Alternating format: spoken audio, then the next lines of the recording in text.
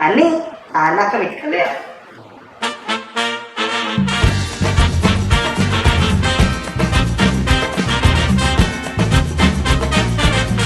אם היית ענף בקיבוץ, איזה ענף היית? אני חושב שהייתי חינוך, ענף החינוך.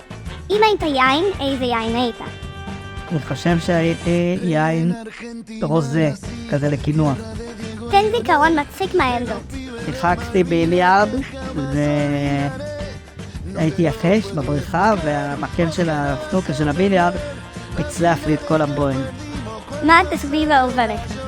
לבלות עם חברים, משפחה, במה היית למלא בריכה? שוקולד כלשהו. ומה החלום שלך? תעשי משואה.